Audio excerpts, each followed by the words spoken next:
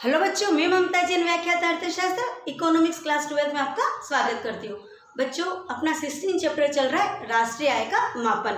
और राष्ट्रीय आय मापन के अंदर हम जो पिछले 3 वीडियो देख चुके हैं, उसके अंदर अपन ने राष्ट्रीय आय मापन की 3 विधियों का अध्ययन किया है। पहली विधि थी उत्पादन विधि, दूसरी विधि थी कुल आय विधि और तीसरी विधि थी कुल व्यय विधि। तो अपन ने क्या देखा था बच्चों कि राष्ट्रीय आय किसे कहते हैं? एक वित्तीय वर्ष की अवधि में उत्पादित अंतिम वस्तुओं और सेवाओं के मौद्रिक मूल्यों का योग ही राष्ट्रीय आय थी। तो हमने इस मौद्रिक मूल्यों का योग पर कैसे निकाले, तो यही हमारी थी राष्ट्रीय आय मापने की विधियां। तो राष्ट्रीय आय मापने की उत्पादन विधि के अंदर अपन ने देखा था कि एक वर्ष की अवधि के अंदर जो टोटल प्रोडक्शन हुआ है वही हमारी राष्ट्रीय आय। फिर जो हमारी कुल आय विधि थी उसमें देखा था कि उस टोटल प्रोडक्शन को बेचने से जो आय मिल रही है, यदि उस आय को अपन योग कर लेते हैं तो वही हमारी राष्ट्रीय आय। और थर्ड विधि के अंदर अपन ने देखा था कि ये जो आय जिसमें वितरित हो गई है, फिर वो क्या करेंगे, वो उसको व्यय करेंगे, खर्च करेंगे। तो उस खर्च को यदि अपन योग कर लेते हैं बच्चों, तो अपन को राष्ट्रीय आय प्राप्त हो जाती है। तो यहाँ पर अपन ने देख लिया था कि GDP is equal to GDI is equal to GDE, मतलब जो सकल घरेलू उत्पाद है वो सकल घरेलू आय के बराबर है और वही सकल घरेलू व्यय के बराबर है। यानी production equal to income equal to expenditure. उत्पादन वही आय है, वही व्यय। ये बात हम हमारे पिछले तीनों वीडियो के अंदर समझ चुके हैं। आज हम देखेंगे कि राष्ट्रीय आय मापन के अंदर क्या क्या समस्याएं आती है। तो राष्ट्रीय आय मापन की समस्याओं को बच्चों मैंने 2 भागों में बांटा है। एक है सैद्धांतिक भाग और दूसरा है व्यवहारिक भाग। अब बात अगर जो अपन सैद्धांतिक की करते हैं तो राष्ट्रीय आय मापन की देश में कोई स्पष्ट नीति नहीं है, एक स्पष्ट नीति का अभाव है, जिसकी वजह से राष्ट्रीय आय मापन जो हो रहा है वो सही तरीके से नहीं हो रहा है और उसमें कठिनाई आ रही है। दूसरी बात कि राष्ट्रीय आय मापने के अंदर हमें किन किन वस्तुओं और किन किन सेवाओं को सम्मिलित करना है, इसकी कोई स्पष्ट नीति नहीं है। हर जगह पर बता तो रखा है कि इन वस्तुओं और इन सेवाओं को हम राष्ट्रीय आय के अंदर सम्मिलित करेंगे, पर इसकी कोई स्पष्ट डेफिनेशन या कोई स्पष्ट नियम नहीं है। तीसरी बात, जब हम राष्ट्रीय आय की बात करते हैं बच्चों, तो अपन कहते हैं कि उसको मुद्रा में मापा जाता है। तो ऐसी वस्तु है जिसको हम मुद्रा में नहीं माप रहे, उसका क्या होगा, वो राष्ट्रीय आय में कैसे सम्मिलित होगी। तो इसकी वजह से राष्ट्रीय आय मापने में बच्चों कठिनाई आती है। तो सैद्धांतिक के अंदर अपने 3 बातें देखी। नंबर 1, कोई स्पष्ट नीति का अभाव, किन वस्तुओं और सेवाओं को हमें राष्ट्रीय आय में सम्मिलित करना है उसका अभाव। तीसरी बात, सिर्फ मौद्रिक मूल्यों की बात करी है। और एक चौथी बात यह भी है कि कौन सी वस्तुएं उपभोग है, कौन सी मध्यवर्ती वस्तुएं, इसका भी कोई स्पष्ट क्लेरिफिकेशन नहीं हो पाता है। इस वजह से राष्ट्रीय आय मापन के अंदर कुछ सैद्धांतिक कठिनाई आती है। ये तो हमने बात सैद्धांतिक ही करी। अब हम बात करेंगे राष्ट्रीय आय मापन के अंदर व्यवहारिक कठिनाइयां। तो इसको मैंने 8 भागों में बांटा है। वस्तु विनिमय, अविश्वसनीय आंकड़े, दोहरी गणना, अशिक्षा एवं अंधविश्वास, काला धन, मूल्यह्रास, जन सहयोग का अभाव और हिसाब किताब नहीं रख पाना। वस्तु विनिमय, वस्तु विनिमय भारत देश में तो बहुत प्राचीन काल से, जब मुद्रा का प्रचलन नहीं था तो लोग व्यापार कैसे करते थे, अपनी आवश्यकता को पूरी कैसे करते थे।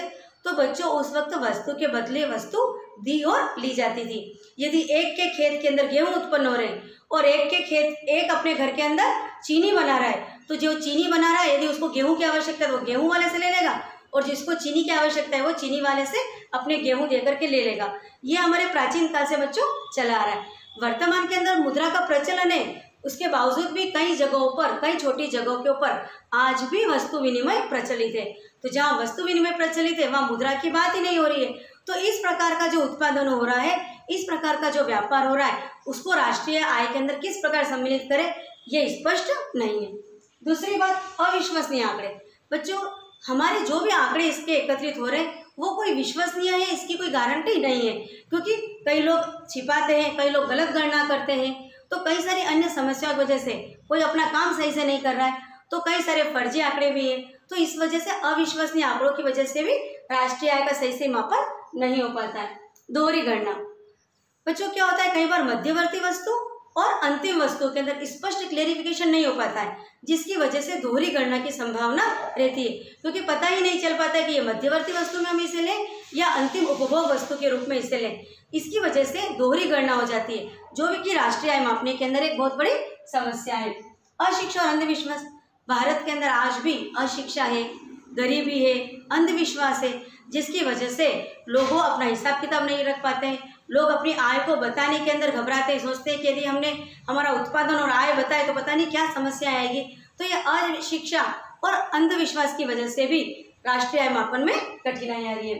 काला धन, कालाबाजारी, करप्शन, नकली नोट, अपने धन को, कमाई को छिपाना, टैक्स न भरना, तो ये सब होता है काला धन। अब जिस पैसों का यदि टैक्स नहीं दे रहे और वो काले धन के रूप के अंदर व्यापारियों के पास पड़ा है तो उसका क्या होगा, वो तो राष्ट्रीय आय के अंदर कैलकुलेट ही नहीं होगा। तो काला धन भी एक राष्ट्रीय आय मापन की बहुत बड़ी समस्या है। मूल्यह्रास, मूल्यह्रास जिसको डेप्रिसिएशन या घिसावट कहते हैं। जब भी कोई प्रोडक्शन होता है बच्चों, अपने बार बार ये बात कर चुके हैं कि किसी भी तरह के प्रोडक्शन के अंदर बच्चों मूल्यह्रास तो होता ही है। अब मूल्यह्रास को कई बार तो नाप पा रहे हैं, कहीं पर नहीं माप पा रहे, इसका कोई मेजरमेंट का भी एक्यूरेट कोई इकाई नहीं है, जिसकी वजह से हम जो राष्ट्रीय आय का मापन करते हैं बच्चों, उसमें तकलीफ आती है, कठिनाई आती है। जनसंयोग का अभाव, हम देखते हैं कभी भी कोई सर्वे होता है तो लोग इससे पीछे भागते हैं, डरते हैं, समझते हैं कि पता नहीं हमारे साथ इसके लिए क्या हो जाएगा। तो जो जनसंयोग का अभाव है वो भी हमारे राष्ट्रीय आय मापन में एक बहुत बड़ा कठिनाई है। और हिसाब किताब न रख पाना, हमारे किसान गरीब हैं, अशिक्षित हैं, तो वो ही अपना हिसाब किताब ही नहीं रख पाते कि मेरा कितना उत्पादन हुआ है, कितना मैंने बेचा है, क्या लाभ प्राप्त हो रहा है। तो कई सारे ऐसे व्यापारी हैं जो अपना हिसाब किताब सही से नहीं रख पाते, जिसकी वजह से भी राष्ट्रीय आय मापन में समस्या आ रही है। तो ये तो हो गई राष्ट्रीय आय मापन की सैद्धांतिक समस्याएं और व्यवहारिक समस्याएं। अब हम आते हैं राष्ट्रीय आय एवं आर्थिक कल्याण। बच्चों, आर्थिक कल्याण किसे कहते हैं? आर्थिक कल्याण, आर्थिक मतलब धन संबंधी, कल्याण मतलब समृद्धि।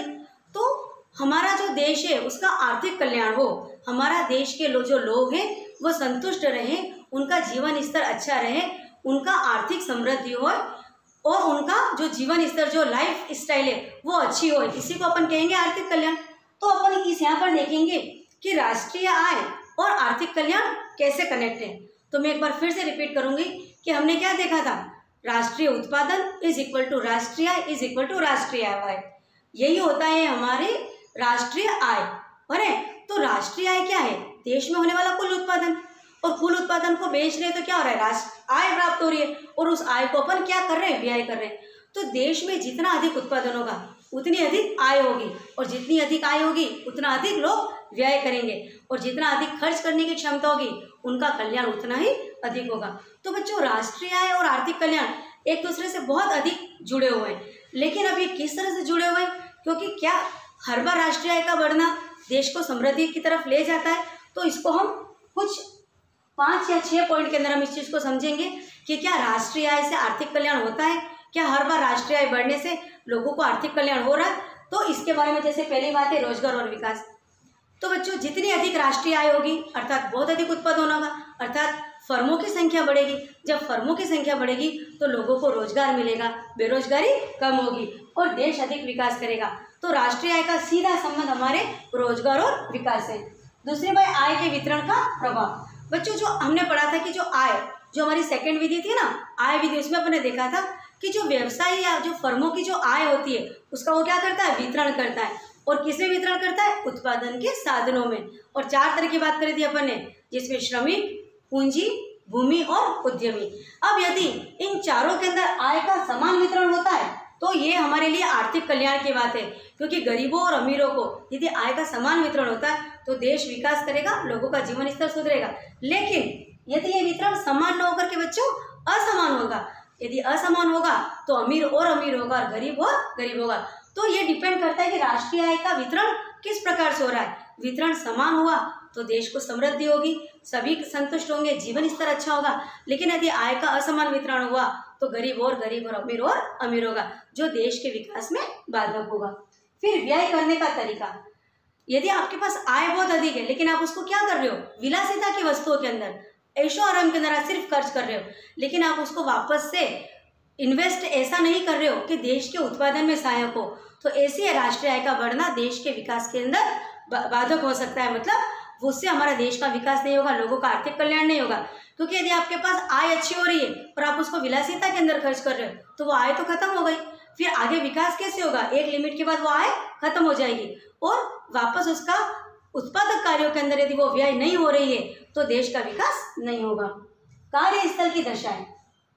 बच्चों, जो भी व्यवसायी है या कोई सेवा क्षेत्र में कार्य कर रहा है, यदि उसके कार्यस्थल का वातावरण और उसका जो कार्य वो कर रहा है यदि वो उससे संतुष्ट है तो वो बहुत अच्छा कार्य करेगा और देश के उत्पादन के अंदर अपना अधिक हिस्सा देगा। लेकिन यदि वो अपने कार्य से संतुष्ट नहीं है, आसपास का जो उसका वातावरण है उससे वो संतुष्ट नहीं है, तो फाइनली क्या होगा, वो धीरे धीरे डिप्रेशन में आएगा और वो उसका जो कार्य है वो अपनी पूरी कार्य क्षमता से वहाँ पर कार्य नहीं कर पाएगा और देश के विकास के अंदर उसका योगदान कम होता जाएगा, जो कि हमारे आर्थिक कल्याण के लिए बाधक है। उसके बाद मैंने बात करी पर्यावरण पर प्रभाव। तो यदि हमारा राष्ट्रीय आय बढ़ रही है, अर्थात उत्पादन बढ़ रहा है, उत्पादन कब बढ़ेगा, जब और अधिक कंपनियां लगेगी और अधिक फैक्ट्रियां लगेगी। लेकिन इसकी वजह से क्या होगा, औद्योगिकरण बढ़ेगा जिससे पर्यावरण प्रदूषित होता है। तो हमें ये ध्यान रखना है कि हम अधिक विकास तो करें लेकिन पर्यावरण को प्रदूषित करने पर नहीं। यदि हमें पर्यावरण को नष्ट करके विकास करना है तो विकास न होगा, क्योंकि इससे आर्थिक कल्याण नहीं हो रहा है। तो इस बात का पूरा ध्यान रखना होता है कि जो हमारा आर्थिक कल्याण हो रहा है कहीं उससे हमारा पर्यावरण प्रदूषित तो नहीं हो रहा है। तो पर्यावरण यदि प्रदूषित होकर के हम राष्ट्रीय आय को बढ़ा रहे हैं तो वो आर्थिक कल्याण नहीं होगा। तो ये कुछ 6 पॉइंट थे जिससे मैंने बताया है कि राष्ट्रीय आय और आर्थिक कल्याण या देश का विकास आपस के अंदर कैसे जुड़ा हुआ है। तो डेफिनेटली राष्ट्रीय आय बढ़ेगी तो देश का विकास होगा और लोगों का आर्थिक कल्याण बढ़ेगा। लेकिन साथ में हमें कुछ सावधानियां रखनी है कि ऐसा आर्थिक कल्याण न हो जाए कि आय का समान वितरण न होकर के असमान वितरण हो जाए, पर्यावरण प्रदूषित हो जाए। तो इन बातों को यदि ध्यान में रखें तो हमेशा ही राष्ट्रीय आय बढ़ने के साथ साथ लोगों का आर्थिक कल्याण बढ़ता है। अब अपन बात करते हैं हरित लेखांकन। हरित लेखांकन का बच्चों मतलब होता है जब हम आर्थिक कल्याण या देश के विकास की बात कर रहे हैं तो जब हम देश का विकास कर रहे हैं, हम राष्ट्रीय आय को बढ़ा रहे हैं, हमारे उत्पादन को बढ़ा रहे हैं, उसके अंदर हमको ध्यान रखना है कि पर्यावरण के पक्ष को सम्मिलित करना है। ये पूरे अच्छे से ध्यान रखना है कि हमारा पर्यावरण कहीं से प्रदूषित न हो। तो उत्पादन में वृद्धि करने के साथ साथ पर्यावरण की बात को ध्यान में रखना ही हरित लेखांकन होता है। एक है पर्यावरण संशोधित आय। तो हमारी जो राष्ट्रीय आय है उसमें से यदि हम पर्यावरण में होने वाले हानि को माइनस कर दें तो ये कहलाती है पर्यावरण संशोधित आय। क्योंकि बच्चों इस हरित लेखांकन, पर्यावरण संशोधित आय और टिकाऊ विकास के ऊपर एक नंबर के क्वेश्चन आने की संभावना रहती है। तो हरित लेखांकन क्या है, देश के उत्पादन को या देश के विकास को किससे जोड़ना, पर्यावरण से जोड़ना। जब हम देश के विकास की बात कर रहे हो, देश में उत्पादन बढ़ाने की बात कर रहे हो तो उस वक्त पर्यावरण के पक्ष को ध्यान में रखते हुए उत्पादन को बढ़ाना या विकास करना तो क्या कहलाता है, हरित लेखांकन कहलाता है। और पर्यावरण संशोधित आय क्या है, हमारी जो कुल राष्ट्रीय आय प्राप्त होती है उसमें से पर्यावरण में होने वाले नुकसान या हानि को माइनस कर दीजिए, फिर जो आय बचती है वास्तव में वही आय हमारी पर्यावरण संशोधित आय है। और एक बात और है टिकाऊ विकास। टिकाऊ विकास का मतलब होता है सस्टेनेबल डेवलपमेंट, मीन्स भविष्य की हमारी आवश्यकताओं को ध्यान में रखते हुए जब हम वर्तमान के अंदर हम अपना उपभोग करते हैं तो इसे कहते हैं टिकाऊ विकास। मतलब हम आज चीज़ों का उपभोग इस तरह से करें, उनका दोहन इस तरह से करें कि भविष्य के अंदर हमारी आवश्यकताएं पूरी हो सके। ऐसा ना हो कि हम आज ही इतना दोहन कर लें कि आने वाली पीढ़ी को वो सामान मिले ही नहीं। तो ऐसा विकास करना, इस तरह से उपभोग करना, संसाधनों का दोहन इस प्रकार से करना कि भविष्य की आवश्यकताओं को ध्यान में रखा जाए ताकि भविष्य में इन संसाधनों की हमें कमी न हो। तो ऐसे विकास को कहते हैं टिकाऊ विकास। तो ये जो 3 चीजें, हरित लेखांकन, पर्यावरण संशोधित आय और टिकाऊ विकास, इनके ऊपर बच्चों एक नंबर का क्वेश्चन आने की संभावना रहती है। तो आज हमारे इस चौथे भाग के साथ ही जो हमारा चैप्टर 16 था राष्ट्रीय आय का मापन, वो बच्चों कंप्लीट होता है। तो राष्ट्रीय आय के मापन के अंदर अपने विधियां देख ली, राष्ट्रीय आय के मापन में आने वाली समस्याएं देख ली, राष्ट्रीय आय का हमारे आर्थिक कल्याण से संबंध देख लिया, टिकाऊ विकास देखा, हरित लेखांकन देखा और पर्यावरण संशोधित आय देखा। तो आज अपना 4th पार्ट के साथ ही चैप्टर 16 कंप्लीट हो गया है। अब हम वापस कब मिलेंगे, चैप्टर 17 के साथ। तब तक आप इस 16 चैप्टर के वीडियो को अच्छे से देख लीजिए, इसके नोट्स को अपनी कॉपी में उतार लीजिए और अपनी अच्छे से तैयारी कर लीजिए ताकि अपन को अगला लेसन अच्छे से समझ में आए। Thank you.